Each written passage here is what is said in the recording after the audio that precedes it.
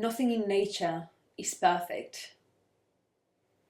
We need imperfection in order to appreciate and create beauty, in order to create art.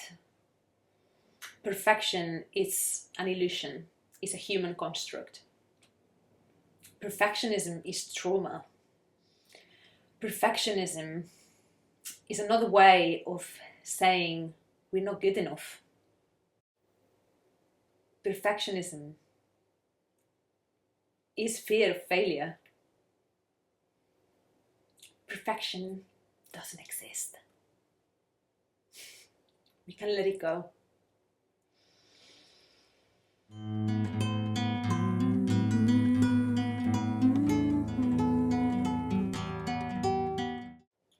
Welcome back to Crumbling Walls with me, with your host Raquel.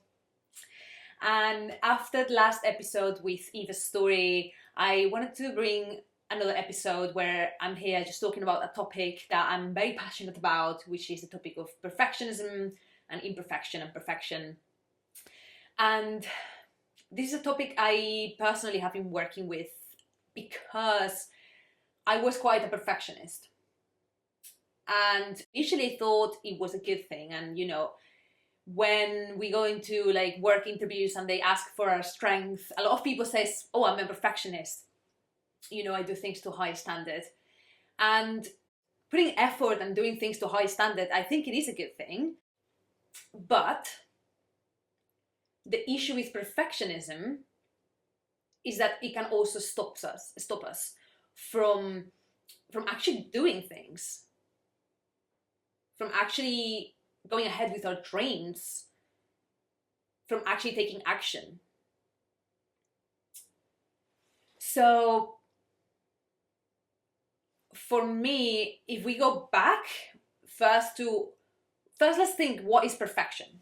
What is perfection? Because perfection, when something is perfect, we think there's no fault to it. But does that really exist? If we think about it at a conceptual level, like, can you name something that is perfect? Because sometimes we think people are perfect. Oh, that person looks perfect. Perfect skin, perfect body, perfect personality. But in reality, first, that's very subjective. So it's only perfection in the eyes of somebody that's looking. And what for somebody is perfect, for somebody else is not. So the fact that it's subjective as such, it already shows that it's just not. It's not objective. It's not a fact that there's perfect and imperfect. It's not a fact. It doesn't exist. It's just a construct.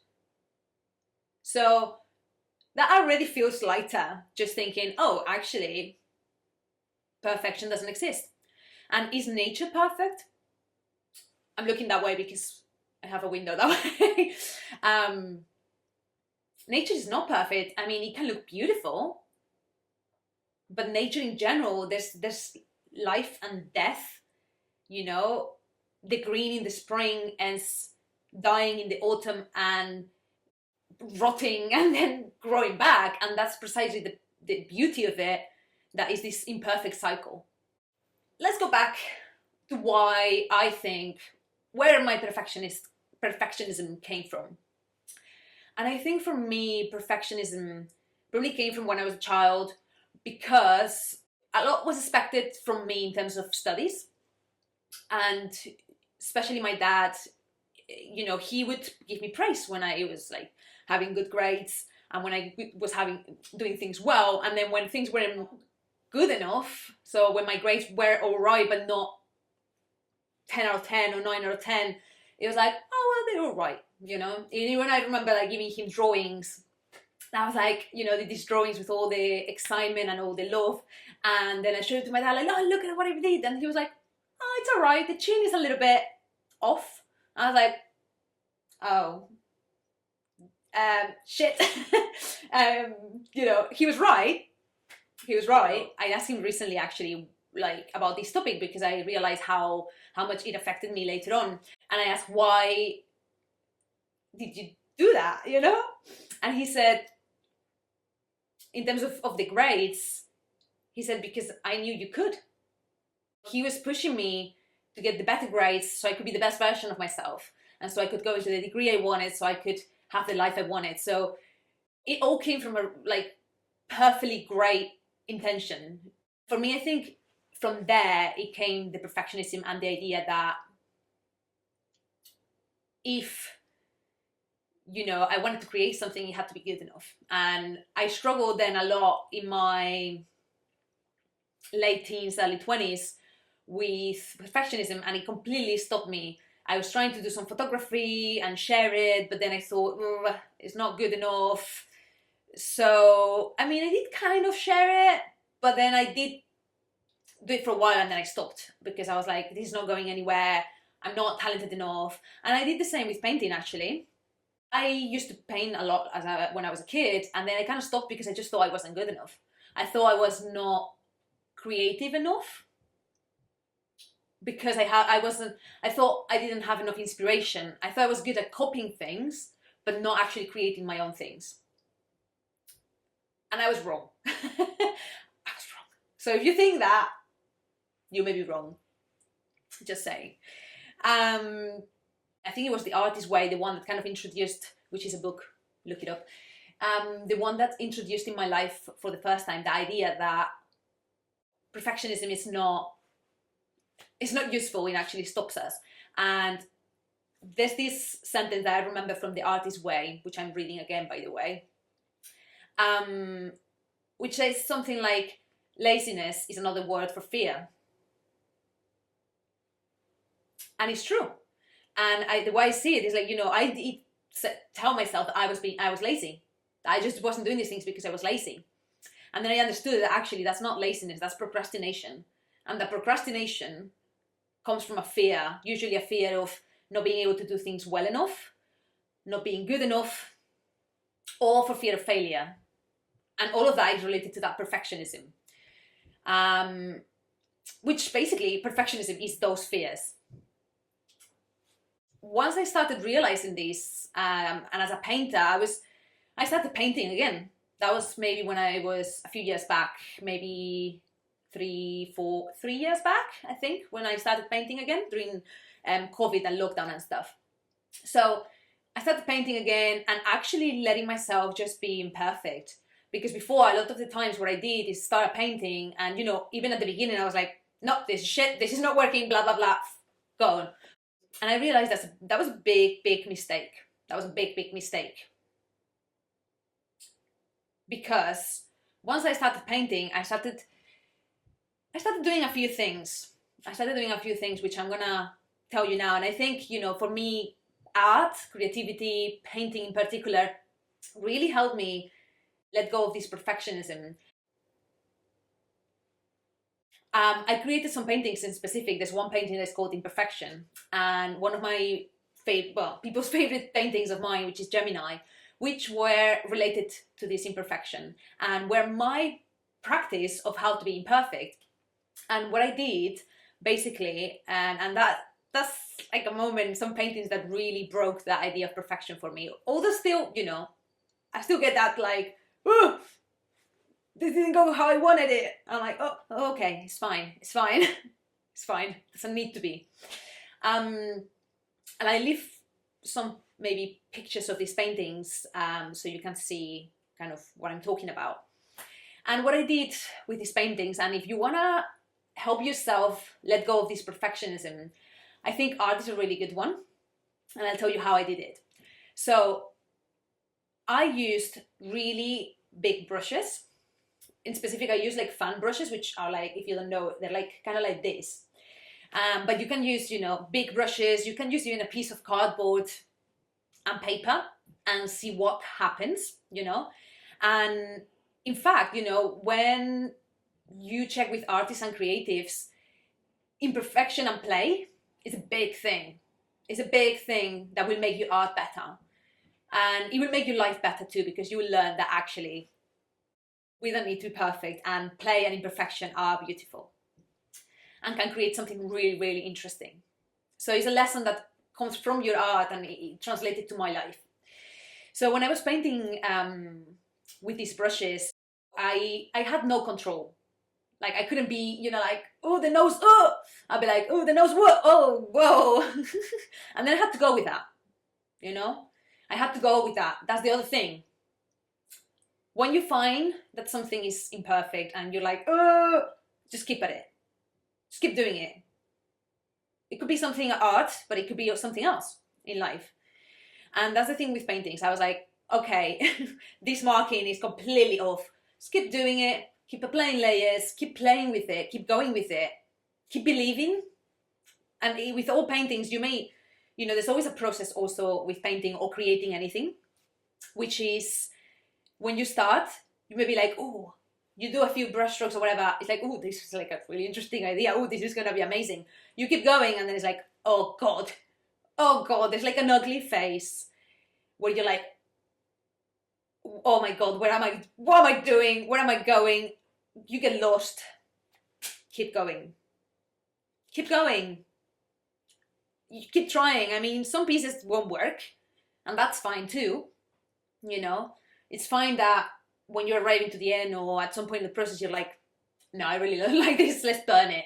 And that's fine. Not every piece, not everything you do in life has to be perfect. It's fine to have some things that you're like, actually, I don't like this. Fuck it. That's fine too. But keep it going, because some of them will be amazing. And those imperfections that were there at the beginning is what's going to make it amazing. And in fact, this piece, one of the pieces I mentioned earlier, this Gemini piece, I put it here again, I didn't like the end result even. I wasn't going for that. I was kind of expecting something else, but that's what I was able to create at the time. And it's been definitely the favorite piece. And the piece that I sold the first for the most money. And, and I still selling lots of prints of it and people fucking loves it. And I wasn't even fully happy with it. So that's the other thing. Even if for you things are imperfect, it could be that other people find it very interesting or even perfect. And they'll be like, oh, how did she achieve such perfection? And I'm like, I didn't. That's precisely what makes it beautiful. The fact that it was imperfect. And now I've kind of grown to love that painting because I appreciate the imperfection. And, we tend to be able to accept and appreciate the mistakes and imperfection when we're in the future and look back and say, actually, that was okay. It wasn't what I was going for, but now I've separated myself from it, I can see that actually it is interesting. So I learned a lot from my paintings and from painting in this way. Another lesson that I learned was, I did say to keep going, when you're painting something and you're not happy, keep going. But it's okay to let it rest and to take a pause. And that's, again, with anything in your life that you're like, I usually paint or create anything. It doesn't matter what it is. It could be the podcast. It could be anything. I do things, and when they start feeling like, I don't know where I'm going, I'm like lost. I don't know where I'm going. I just start feeling that desperation of like, oh, this is shit. And I just wanna, I don't know, somehow make it better. And in my mind, I'm like, oh, how can I make it better? Just let it rest. Just put it aside. And I do that loads with paintings, where I do a few layers and I'm like, okay, leave it aside. And I leave it aside for as long as I feel like it. And then suddenly one day I'm like, I'm going to take that back and start with that again. And I just keep going. So don't give up, but it's okay to take a pause and to rest from things, and then come back to them later on, because you see them with completely different eyes. And sometimes I think that's what makes things interesting too. Like, you take them at some point, you have some idea, it goes to the point it goes, and then you pause it, then go back to it, then you come with another idea, and then things just merge and happen. And from this place where you kind of have to let go of control a little bit too.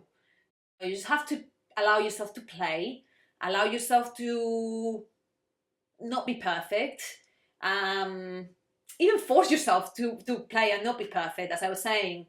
Big brushes, or I don't know, whatever you do. If you do music, maybe, try to, instead of trying to play something perfectly, try to do some imperfect stuff. Try to limit yourself somehow. For example, I don't know, if you're a producer, try to record sounds from like hitting with a spoon on the wood and see what happens with those sounds.